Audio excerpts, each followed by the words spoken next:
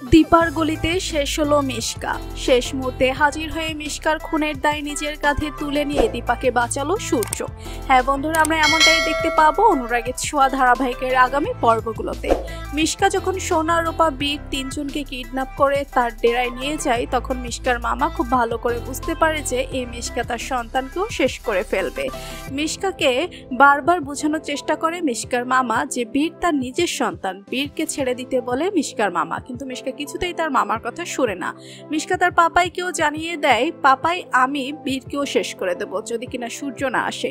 আমি জানি যে সূর্যের তার সন্তানদের প্রতি যথেষ্ট মায়া আছে, তাই সূর্য তার সন্তানদের টানে এখানে আসবে। একমাত্র সূর্যই পারে আমাকে আটকাতে, এই সব কিছু থামাতে। তুমি একটা কাজ করো, সূর্যকে এখানে নিয়ে আসো, তাহলে আমি বীরকে মারবো না। মিশকার মামা বুঝতে পারে মিশকা বড্ড উন্মাদ পাগল হয়ে গেছে।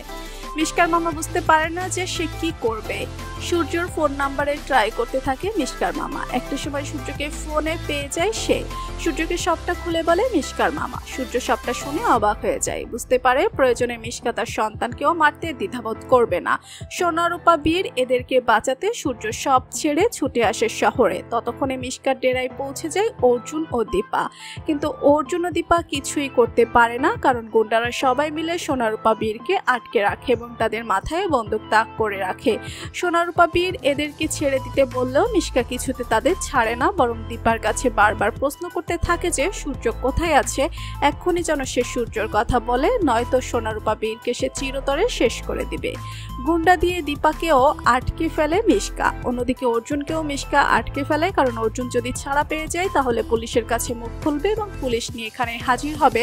তারপর সূর্যের জন্য অনেকক্ষণ অপেক্ষা করার পরেও যখন সূর্য আসে না, সূর্যের কোনো হদিশ পাওয়া যায় না এবং সূর্য কোথায় আছে দীপা তাও বলে না, মিশকা দীপা অর্জুনকে জানিয়ে দেয় এবার সে একে একে সোনা রূপা বীর তিনজনকে শেষ করে দিবে। এরপর মিশকা গুলি করতে চায় সোনা রূপা বীর তিনজনকে। ঠিক তখনই দীপা হাতের কাছে একটি বন্দুক পায়। বন্দুকটি পেয়ে পাল্টা দীপা মিশকার দিকে বন্দুক তাক করে। দীপা এবং সোনা রূপা বীর এদেরকে বাঁচাতে মিশকা গুলি করতে বাধ্য হয়।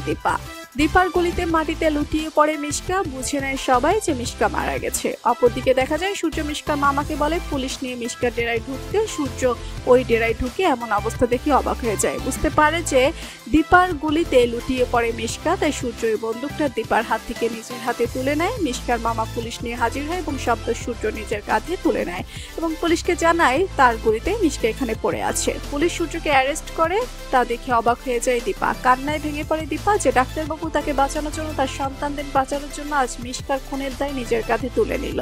তো বন্ধুরা, তোমরা ওকে এমনটাই চাও? তো এভাবেই যেন শেষ মুহূর্তে সবকিছু থেকে দীপা সোনা রূপা এদেরকে রক্ষা করে সূর্য, জানিয়ে দাও কমেন্ট করে। বাংলা ধারাবাহিকের সব আপডেট সবার আগে পেতে এক্ষুনি সাবস্ক্রাইব করে বেল বাটনে ক্লিক করুন। ধন্যবাদ সবাইকে।